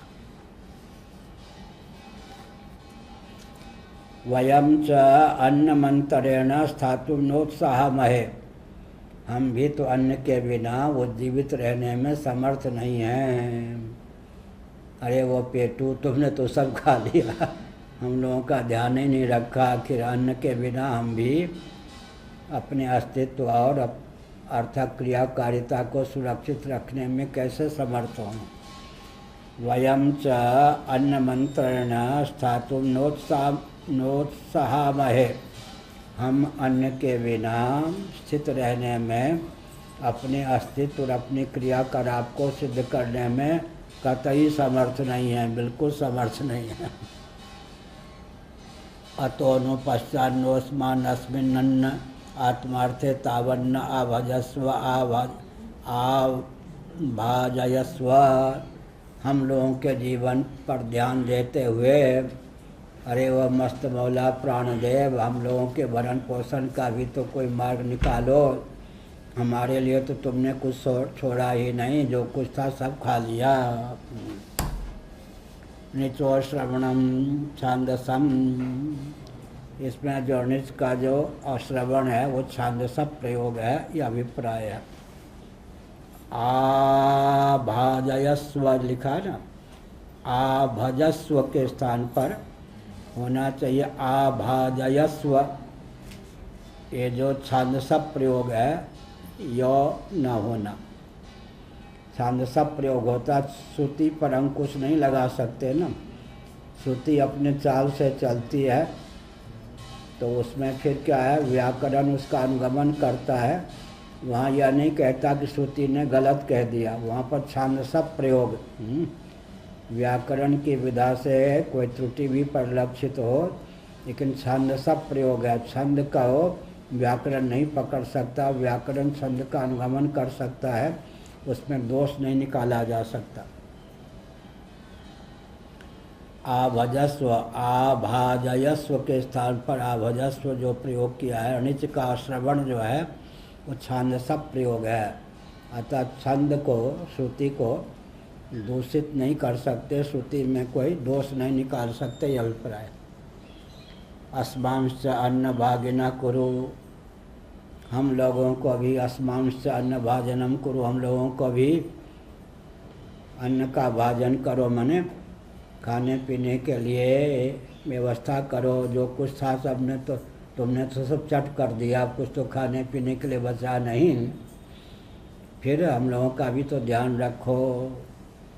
अब जो खा ही लिया तो ध्यान क्या रखे, नया आएगा तब उसको भी खा लेगा। उसने कहा हाँ सुनो, अस्मांश्च अन्न भागिना करो, हम लोगों को भी अन्न में हिस्सेदार बनाओ। हमारा तो तुमने बिल्कुल ध्यान ही नहीं रखता रहा। ते योयम यद्यन्नार्थिनो वै मामभिसंविशत समन्ततो मामाभिमुख्येन निविशत इत्येतम् उक्तवती प्राणे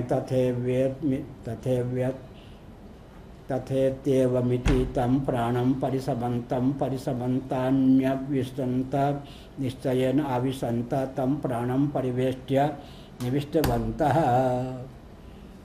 हमने कहा ठीक है, चिंता मत करो, रो मत, अब तो एक ही उपाय है। मैं जो प्राणात्मा हूँ, मैंने जो सब कुछ खा पी लिया, तुम लोगों के लिए कुछ हो रहा नहीं। बुद्धिपूर्वक विवेकपूर्वक ही अब तुमको पुष्ट होना है तो हमसे एकीभूत हो जाओ, हम में संलग्न हो जाओ, हमारे अवयव के रूप में अपने आप को सन्निहित कर दो, तो हमारा जो कुछ खाया पिया है तुम्हें भी लग जाएगा, पुष्ट कर देगा। चिंता मत करो, रो मत। प्राण इतर जो प्राण थे कौन, कर्मेंद्रियाँ ज्ञानेंद्रियाँ अंतःकरण होने का अच्छा ठीक है, तो हम तुम में सन्निविष्ट हो जाते हैं। अन्य जो करण वो भगवान में प्राणात्मा में सन्निविष्ट हो गए। परिसमन्तान्यविशन्त, चारों ओर से फिर उन्होंने क्या किया, प्राण देवता की बात को स्वीकार करके उनमें घुल मिल गए, प्रविष्ट हो गए, उनसे तादात्म्यपन्न हो गए, एकीभूत हो गए, ये अभिप्राय। निश्चयेन आविशन्त तं प्राणं परिवेष्ट्य निविष्टवन्त इत्यर्थः। वो प्राणों को सन्निविष्ट कर दिया, माने सब ओर से प्राणों से एकीभूत होकर प्राण में समाहित हो गए। तथा निविष्टानां प्राणानुज्ञया तेषां प्राणेनैव अद्यमानं प्राणस्थितिकरं सदन्नं तृप्तिकरं भवति। अब क्या हुआ, नान्यः पंथा विद्यते अनाय, वे जो कर्मेंद्रियां ज्ञानेंद्रियां अंतःकरण पृथक से उनके लिए कोई अन्य शेष न रहने पर भी मुख्य प्राण ने जो, प्राणात्मा ने जो प्राण के द्वार से अन्न प्राप्त किया, वो प्राणात्मा से एकीभूत हो जाए, तादात्म्यपन्न हो जाए, तो प्राण के द्वारा जो सेवन किया आहार भी है उसके योग से वो भी हृष्ट पुष्ट हो जाते हैं। ज्ञानेंद्रियाँ भी पुष्ट, कर्मेंद्रियाँ भी पुष्ट हो जाती हैं, अंतःकरण भी परिपुष्ट हो जाता है, और कोई चारा नहीं है। तो सदन्नम तृप्तिकरम भवति न स्वातंत्र्येण। न स्वातंत्र्येण का अर्थ क्या हुआ, स्वतंत्रता से अगर चाहें कि हम भी हाथ मार दें, वो संभव नहीं। एक ही मार्ग है, प्राण से एकीभूत हो जाओ, प्राण में सम्मिलित हो जाओ, तो प्राण को जो अन्न जल प्राप्त हुआ है, प्राण ने जो अपने लिए सेवन किया, वो सेवित पदार्थ तुम्हारे पोषण में हेतु बनेंगे, स्वतंत्र रूप से नहीं, क्योंकि भोक्तृत्व तो प्राण की प्रधानता से ही संभव है। जो कुछ अन्न जल होगा वो प्राण के योग से ही जीव भोक्ता बनेगा। अब प्राण से एकीभूत होकर कर्मेंद्रियाँ ज्ञानेंद्रियाँ पुष्ट करेंगी, पृथक होकर नहीं, शामिल बाजा पृथक होकर ढपली बजावें तो दम तोड़ें फिर। वागादीनाम तस्माद् युक्तमेव अवधारणम अन्नैव तदद्यत इति। इसलिए अवधारणार्थक जो एवकार है सर्वथा उपयुक्त ही है। अन्न के प्राण के द्वारा ही सेवन किया हुआ अन्न जल इत्यादि इतर कर्ण ग्राम को प्राप्त होता है, जिसके बल पर वो भी परिपुष्ट होते हैं।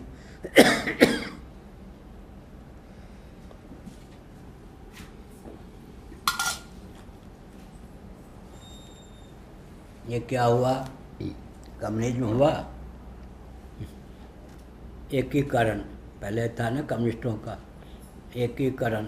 खेती भी उन लोगों ने शुरू की थी, व्यक्ति की खेती ना हो, खेत भी व्यक्ति के ना हो, वितरण।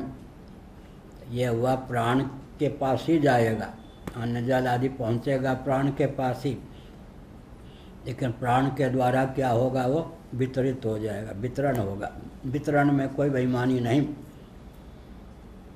वितरण में कोई बेईमानी। जितना अंश कर्म है मार्क्सवादी तो यहाँ है, यहीं से तो लिया होगा सब, यहाँ से वितरण होगा, कोई बेईमानी नहीं।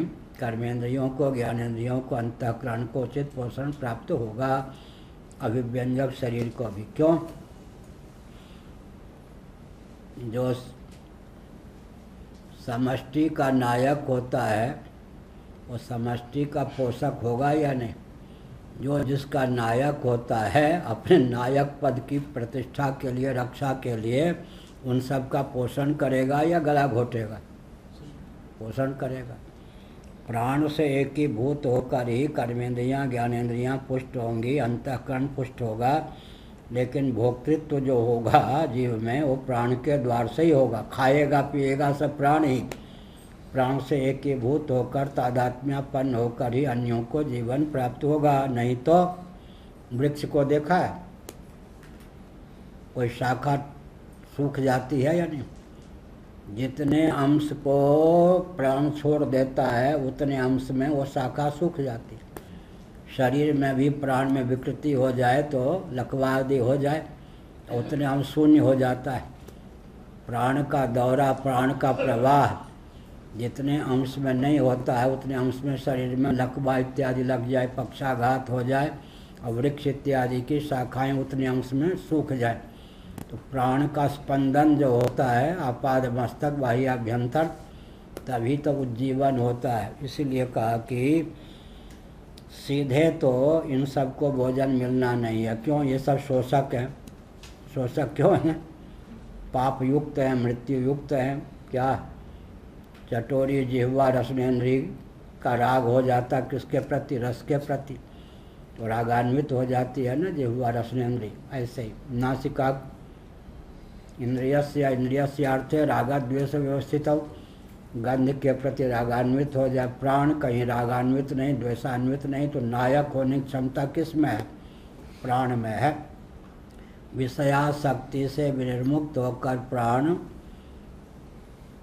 से भी पदार्थों का सेवन करता है, लेकिन प्राण से एकीभूत होकर कर्मेंद्रियां भी पुष्ट होती हैं, ज्ञानेंद्रियां भी पुष्ट होती हैं, अंतःकरण भी पुष्ट होता है। वही मुखिया मुख सो चाहिए, खान पान को एक, पाले पोसे सकल अंग, तुलसी सहित विवेक। मुख सो माने मुख के समान, मुखगत प्राण के समान मुखिया को होना चाहिए। मुखगत प्राण के समान भोजन यहाँ से करते हैं, लेकिन अंग प्रत्यंग सबका पोषण हो जाता है। प्राण जो कुछ सेवन करता है, प्राण तादात्म्यपन्न होकर कर्मेंद्रियां, ज्ञानेंद्रियां पुष्ट होती हैं, अंतःकरण पुष्ट होता है। प्राणों का अभिव्यंजक संस्थान, कर्मेंद्रियों का अभिव्यंजक संस्थान, ज्ञानेंद्रियों का अभिव्यंजक संस्थान, अंतःकरण का अभिव्यंजक संस्थान, शरीर भी अपने आप पुष्ट होता है। इसमें फिर वो हाँ, आप पूछा करो तो बहुत प्रसन्नता हो। मंत्री और मुख्यमंत्री, प्रधानमंत्री जो उटपटांग काम करते हैं, तो यहाँ तो है कि मुखिया को आश्रय लेके सुखपूर्वक व्यक्ति जी सकता है, लेकिन यहाँ समष्टि रूप में ऐसे जो लोग हैं, तो वहाँ लिखा गया है महाभारत में, राज्य के अंत में नरक, राजा को नरक मिलता ही है। ऐसे महंत मंडलेश्वर शंकराचार्य सब पे नियम, जो नायक होगा परिवार का, मठ का महंत होगा, सबके ऊपर ये नियम है। नायक अगर समाश्रित का, परिकर का ध्यान न रखकर स्वयं भोक्ता बन जाए तो मरने के बाद नरक होगा ही। राज्य के अंत में नरक निश्चित है। तो राजा लोग मरने के बाद नरक प्राप्त करते ही थे, क्योंकि न्याय करने में दंड पाने योग्य व्यक्ति को छोड़ दिया, ज़्यादा दंड दे दिया, कम दंड दे दिया, दंड नहीं दिया, मरोगे। ऐसे ही महंत मंडलेश्वर शंकराचार्य जो भी होते हैं तो फिर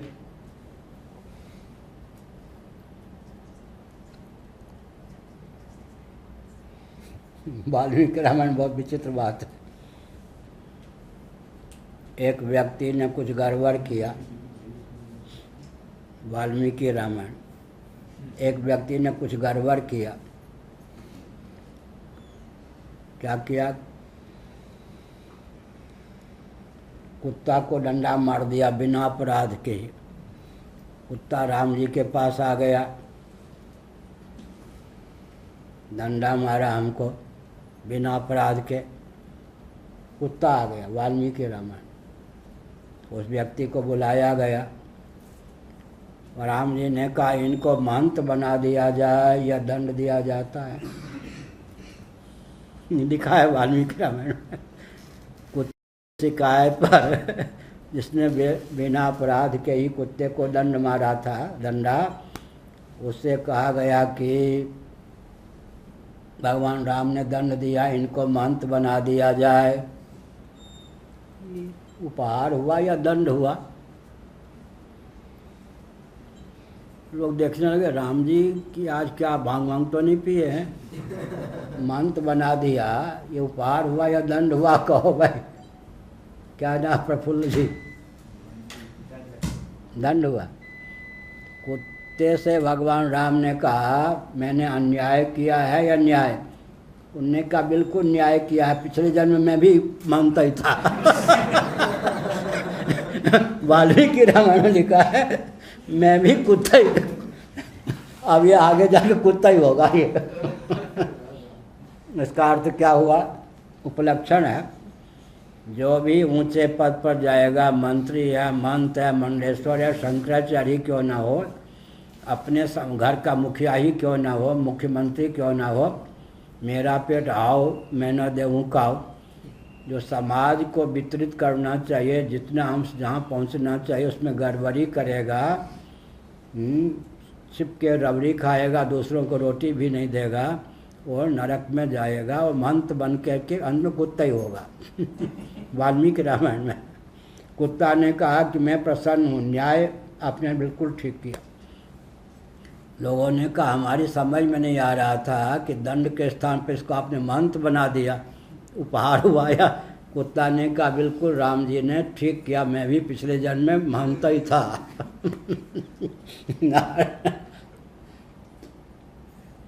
कहाँ था भाई महंत? तस्माद् युक्तमेव अवधारणम् अनैव तत् यद्यत अद्यता इति अद्यते इति। प्राण के द्वारा ही सब कुछ खाया जाता है, पिया जाता है। इसका मतलब प्राण भोक्ता है। इसका अर्थ है प्राण के द्वार से ही जीव भोक्ता होता है। लेकिन प्राण की विशेषता क्या है? जो कुछ खाया पिया जाता है प्राण को लेकर ही। भोक्तृत्व जो जीव में है प्राण सापेक्ष है। भूख प्यास प्राण का धर्म है। अन्न जल का सेवन प्राण के द्वारा ही होता है। लेकिन प्राण में विशेषता क्या है? अभिव्यंजक संस्थान स्थूल शरीर को जितना अंश पोषण का प्राप्त होना चाहिए उतना मिलता है। कर्मेंद्रियों को पोषण मिलता है, ज्ञानेंद्रियों को पोषण मिलता है, अंतःकरण को पोषण मिलता है।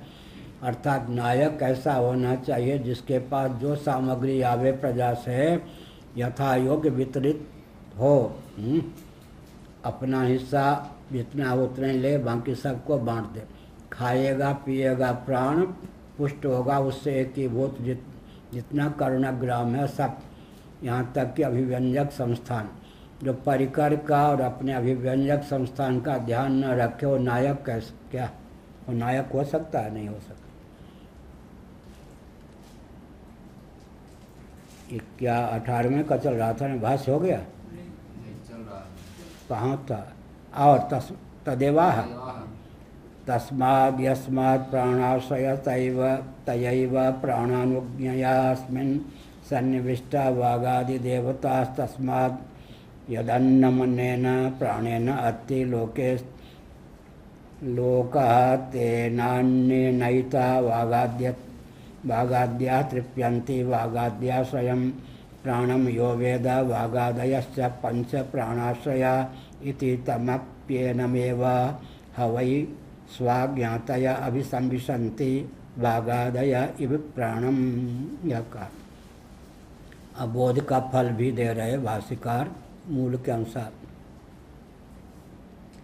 प्राण के आश्रित होकर ही प्राण के अनुज्ञा से प्राण में सन्निविष्ट होकर ही प्राण से एकीभूत होकर ही या प्राण भावापन्न होकर ही वागादि जो देवता हैं इंद्रियां हैं इनको भी अन्न जल आदि की प्राप्ति हो जाती है। प्राण से एकीभूत होकर ये भी यथोचित पोषण को प्राप्त हो जाती हैं। कर्मेंद्रियां ज्ञानेंद्रियां अंतःकरण भी परिपुष्ट हो जाता है। यद्यप प्राण ही आहार का सेवन करता है लेकिन वह प्राण ऐसा दिव्य है कि उससे तादात्म्यपन एकीभूत कर्मेंद्रियां भी परिपुष्ट हो जाती हैं, ज्ञानेंद्रियां भी परिपुष्ट हो जाती हैं, अंतःकरण भी परिपुष्ट हो जाता है, अभिव्यंजक संस्थान शरीर भी परिपुष्ट हो जाता है। यह अभिप्राय। वागाद्याश्रयं स्वयं प्राणम यो वेद वागादय वागादि का आश्रयभूत प्राण है इस प्रकार जो जानता है। वागादयश्च पंच पांचों ज्ञानेंद्रियां पांचों कर्मेंद्रियां यहाँ पांच कर्मेंद्रियां वाक् कर्मेंद्रिय है प्राणाश्रया ये सब प्राण के आश्रित हैं। इति तमप्येनमेव हवै स्वाज्ञातया अभिसंविशन्ति वागादय इव प्राणम। जैसे वागादि प्राण का अनुगमन करते हैं और वागादि का पोषण प्राण के द्वारा होता है वैसे ही इस विद्या को जो आत्मसात करता है उस उपासक के प्रति विद्वान के प्रति जाति बिरादरी के व्यक्ति स्वतः आकर प्रपन्न होते हैं। वह स्वाभाविक रूप से सबका नायक होता है सबका पोषक होता है। यह अभिप्राय है। ज्ञातया अभिसंविशन्ति वागादया इव प्राणम। यह का ज्ञाति नाम आश्रयणीयो भवति इति अभिप्राय है। जाति बिरादरी में जितने व्यक्ति होते हैं वो सबका आश्रय हो जाता है। क्या हुआ निकेश जी? शंकराचार्यों के शंकराचार्य जाति बिरादरी के कौन होंगे? कौन होंगे? शंकराचार्य के बिरादरी के कौन होंगे? लो इतर शंकराचार्य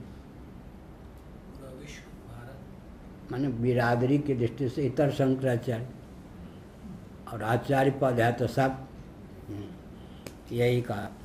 तो वो है क्या कहा यहाँ पर? जाति नाम आश्रयणीयो भवति जाति बिरादरी का आश्रय हो जाता है। जैसे समुद्र आश्रय बन जाता है वो कोई जबरदस्ती डंडे के बल पर नहीं। इसी प्रकार से जो प्राणोपासक है वो प्राण के समान दिव्य गुण से युक्त होने के कारण अपनी बिरादरी का आश्रय बन जाता है और जहाँ तक उसका दायित्व है प्रजा का क्षेत्र है वहाँ तक सबका नायक स्वाभाविक रूप से हो जाता है। बाहर डंडा और प्रचार और क्या जरूरत है? इस विद्या को अपना लेने पर अपने आप व्यक्ति कोई प्रचार उचार करने की जरूरत नहीं। अपने आप वो नेतृत्व विद्या ही उसको प्रदान कर देती है। अभिसन्निविष्टानां च स्वानां प्राणवदेव वागादीनां स्वान्येन भर्ता भवति। जो इसमें अभिनिविष्ट हो जाते हैं अर्थात तादात्म्यपन्न हो जाते हैं वे सब के सब उसी प्रकार परिपुष्ट हो जाते हैं जिस प्रकार प्राण से एकीभूत होकर कर्मेंद्रियां ज्ञानेंद्रियां परिपुष्ट होती हैं, अंतःकरण परिपुष्ट होता है। वो सब का स्व अन्येन भर्ता भवति। उसके पास जो भी भोग्य सामग्री है वो भोग्य सामग्री इतनी प्रचुर होती है कि उसके सेवन से प्रजा का अनुगतों का स्वाभाविक रूप से पोषण हो जाता है। तथा श्रेष्ठा पुरोग्रतः एतागंता भवति। उसी प्रकार से वो श्रेष्ठ होता है सबसे सबका अग्रज हो जाता है अग्रगामी हो जाता है। स्वाभाविक रूप से उसको मुर्दाबाद जिंदाबाद संगठन आदि की जरूरत नहीं पड़ती। संगठन भी उसके उपस्थिति से हो ही जाते हैं वागादीनाम इव प्राण। जैसे वागादियों का अधिनायक प्राण स्वाभाविक रूप से है, उसी प्रकार संघ बल भी उसको प्राप्त ही हो जाता है। लोग उसके साथ संगठित, संघ बल का ये स्वरूप हुआ या नहीं? कितना बढ़िया। मोहन भागवत जी सावधान। ये विद्या नहीं है तो संगठन नहीं चला सकते। संघ बल स्वाभाविक हो जाता है। वागादि नाम प्राण तथा अन्नादो अनामाय अनामाय अनामाय वो ये प्यास है। अनामयावीत्यर्थः।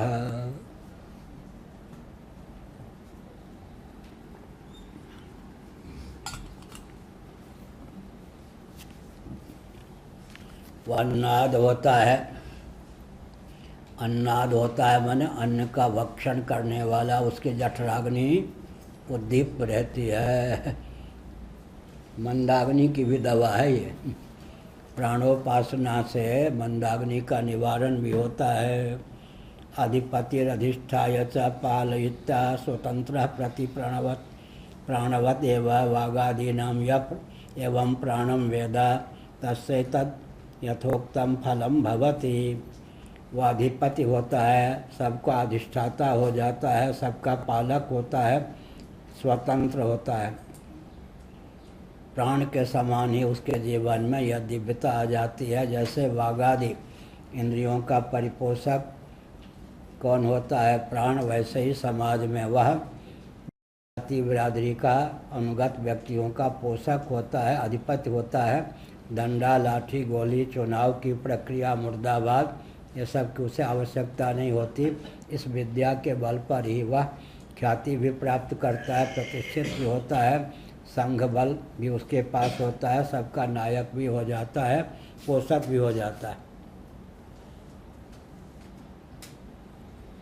किंचा यावु हैवं विदम प्राण विदम प्रति स्वेषु ज्ञाति नाम मध्य प्रतिकूलो बुभूषति प्रतिस्पर्धी भवितुम इच्छति सोऽसुरा असुरा इव प्राण प्रतिस्पर्धिनो न हैवानं न पर्याप्तो भार्येभ्यो भरणीयेभ्यो भवति भर्तुम इत्यर्थः।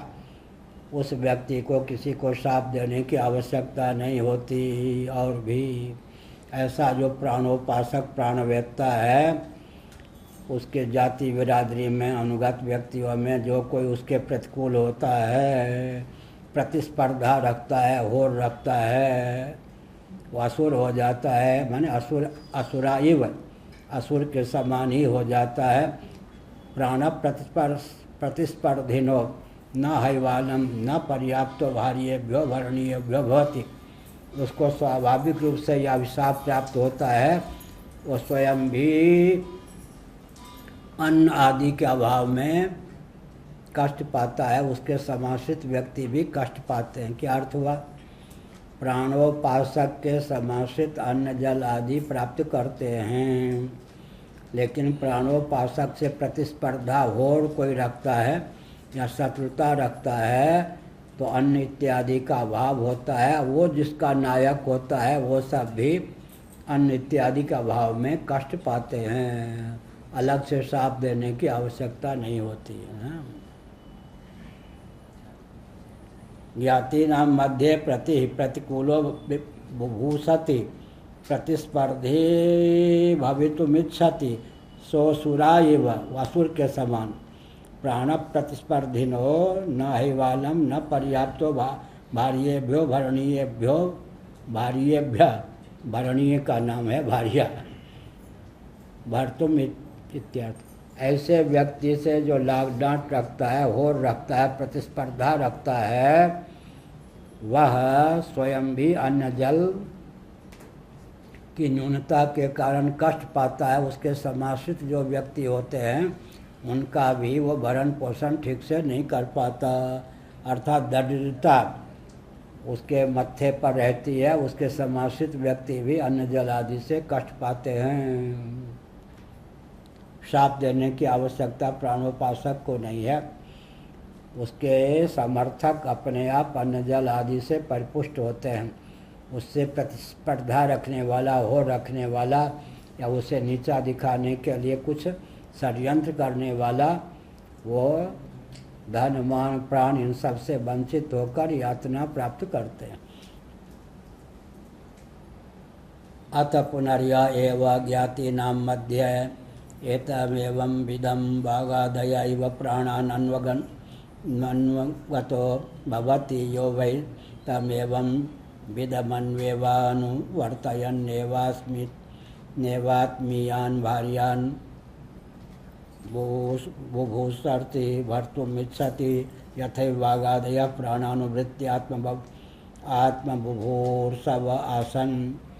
यहाँ तक कि उसका जो समाश्रय प्राप्त करता है वो उसी प्रकार से पुष्ट होते हैं जिस प्रकार प्राण के समाश्रित कर्मेंद्रियाँ ज्ञानेंद्रियाँ परिपुष्ट होती हैं, अंतःकरण पुष्ट होता है और प्राण का विव्यंजक संस्थान शरीर पुष्ट होता है। उसी प्रकार उसके प्रशंसक, उसके अनुगामी, उसके प्रति अनुकूल बर्ताव रखने वाले सब के सब धन मान प्राण प्रजन से परिपुष्ट होते हैं, यह अभिप्राय है।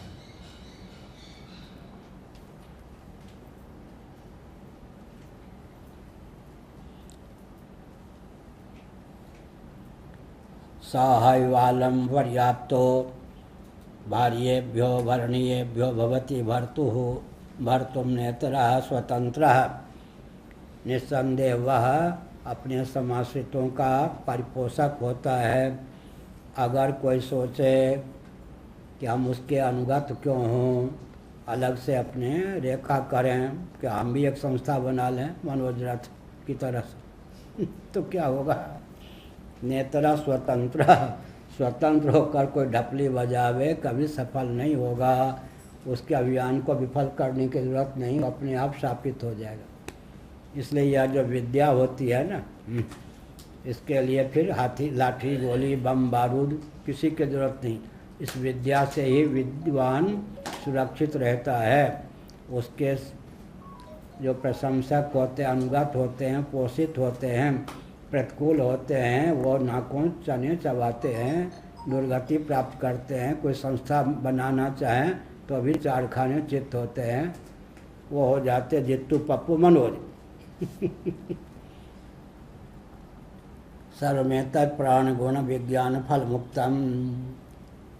गुण है ये, गौण फल। गुण माने प्राण में जो जो दिव्यता है, प्राण के उपासक जो होते हैं उनको गौण फल मिलता है। गौण का अर्थ है गुण संबंधी।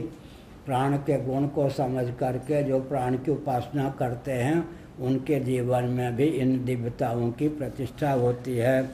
ओम पूर्णमदः पूर्णमिदं पूर्णात् पूर्णमुदच्यते पूर्णस्य पूर्णमादाय पूर्णमेवावशिष्यते। ओम शांति शांति शांति।